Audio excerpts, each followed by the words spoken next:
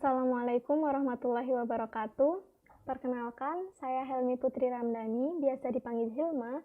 Di sini akan memandu kalian dalam melaksanakan praktikum perencanaan kependudukan, acara 3 dan acara 4. Untuk acara 3 sendiri yaitu perapihan umur kuadratik.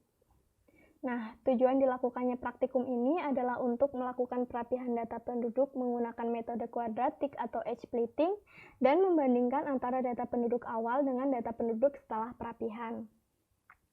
Di dalam pelaporan penduduk dari hasil sensus penduduk, biasanya terdapat kesalahan yaitu berupa age shifting.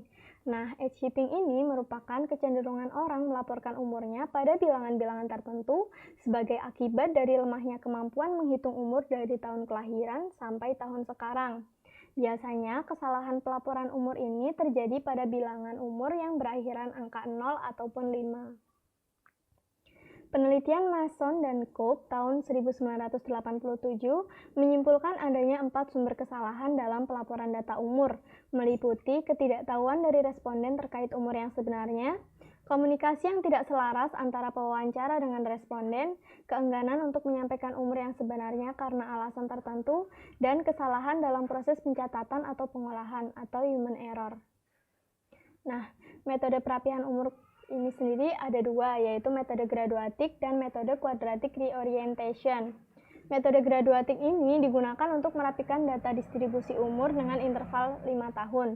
Sedangkan untuk metode quadratic reorientation ini digunakan untuk merapikan data dengan memecah golongan umur tertentu, kemudian dikelompokkan kembali seperti semula. Nah, dalam praktikum ini, kita akan menggunakan metode quadratic reorientation.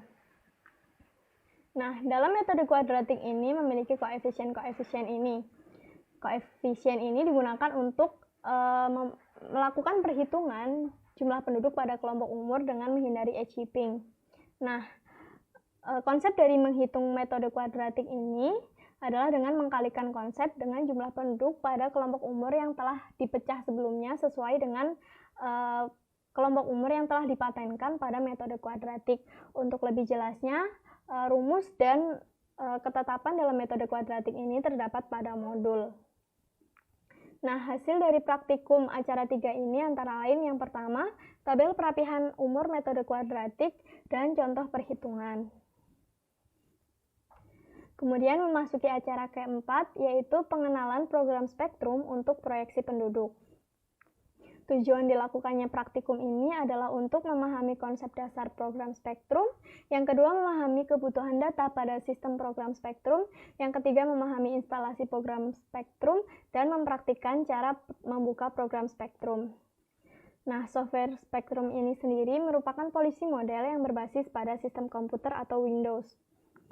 Spektrum dikembangkan oleh United States Agency International Development Health Policy Initiative agar dapat digunakan para pemangku kebijakan untuk memberikan informasi mengenai suatu dampak pembangunan di masa yang akan datang berdasarkan informasi dari pembangunan yang terjadi pada saat ini. Salah satu keunggulan program spektrum yaitu telah memadukan beberapa modul ke dalam satu sistem. Nah, modul-modul yang ada pada software spektrum ini sendiri antara lain modul demography projection, family planning, benefit code, AIDS impact model, socio-economic impacts of high fertility and population growth, adolescent reproductive health, prevention of mother-to-child transmission, safe motherhood, dan allocate. Nah, untuk download program spektrum sendiri bisa di-download melalui link ini. Nah, berikut merupakan cara mendownload dan menginstal aplikasi program spektrum. Nanti praktikan tinggal mengikuti langkah-langkah yang sudah tersaji dalam PowerPoint.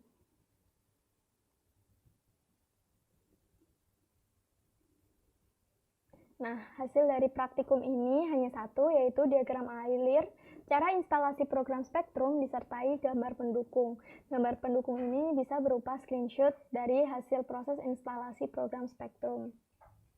Nah, untuk tugas minggu depan diharapkan praktikum menyiapkan perangkat software spektrum yang dapat diakses melalui link tersebut dan menyiapkan data fertilitas, mortalitas, dan migrasi dari provinsi yang telah dipilih oleh praktikan. Nah, data tersebut meliputi data pada masa lalu dan target di masa yang akan datang. Sekian yang dapat saya sampaikan. Apabila ada kurang lebihnya saya mohon maaf. Wassalamualaikum warahmatullahi wabarakatuh. Nah, jadi teman-teman, di sini aku bakal coba jelasin gimana sih caranya melakukan perapihan umur metode kuadratik dengan menggunakan Microsoft Excel. Di sini sudah tersedia data jumlah penduduk menurut umur tunggal Provinsi Daerah Istimewa Yogyakarta tahun 1990. Nah, untuk warna biru muda ini sendiri merupakan data umur, dan yang biru tua ini merupakan data jumlah penduduk menurut umur tersebut. Nah, dari data tersebut kemudian masing-masing jumlah penduduk dikelompokkan sesuai dengan kelompok umur yang sudah ditetapkan, yaitu 3-7, 8-12, 13-17, dan seterusnya sampai umur 70 plus dan 70-72. Nah, dilakukannya pengelompokan ini sendiri agar bisa dilakukan perhitungan P. Nah, dikelompokkannya ini hanya dengan menggunakan penjumlahan biasa. Kemudian setelah itu dicari nilai P untuk kemudian diperoleh hasil umur yang telah dirapihkan. Nah, nilai P ini sendiri diperoleh dengan cara mengkalikan koefisien dengan jumlah penduduk yang telah dikelompokkan sesuai dengan kelompok umur yang sudah ditetapkan tadi. Nah, untuk nilai koefisiennya sendiri dan rumus-rumus di tiap nilai P ini sudah tersedia di modul.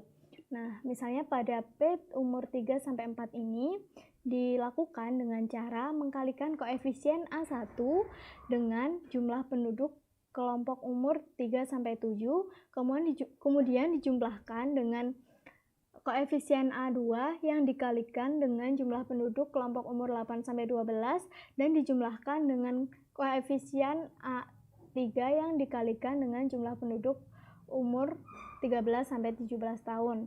Nah, kemudian setelah itu dilakukan juga penjumlahan kelompok umur dengan cara manual, yaitu dijumlahkan dengan cara biasa seperti ini. Untuk kelompok umur 0-4 hanya dijumlahkan penduduk dengan umur 0-4 saja, untuk kemudian dicari persentase jumlah penduduk di tiap kelompok umur dari jumlah penduduk total.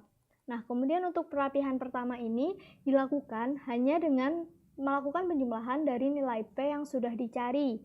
Misalnya pada kelompok umur 15-19 untuk perapihan pertama ini dilakukan dengan cara menjumlahkan nilai P umur 15-17 dengan nilai P 18-19 yang kemudian dihasilkan nilai 3089 ini. Kemudian untuk perapihan kedua.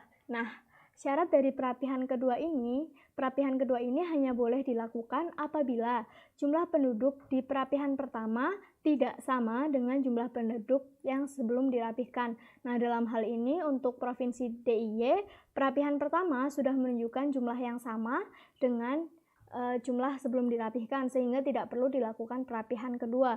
Namun, apabila jumlah penduduk perapihan pertama ini tidak sama dengan jumlah penduduk yang sebelum dirapihkan, maka wajib dilakukan perapihan kedua, yaitu dengan cara membagi antara jumlah penduduk sebelum dirapihkan ini dibagi dengan jumlah penduduk kelompok umur yang sudah dilakukan pada perapihan pertama dikali dengan jumlah penduduk total pada perapihan pertama, untuk kemudian diperoleh jumlah penduduk di perapihan kedua ini.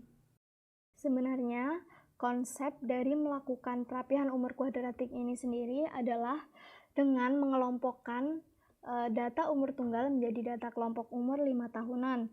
Nah, dilakukannya perapihan umur kuadratik ini dengan tujuan agar menghindari age heaping, atau misalnya pada usia-usia tertentu rata-rata mereka akan membulatkan pada usia yang belakangnya memiliki nilai 0 atau nilai 5. Misalnya usia 16 tahun dibulatkan menjadi usia 15 tahun, atau usia 9 tahun dibulatkan menjadi usia 10 tahun.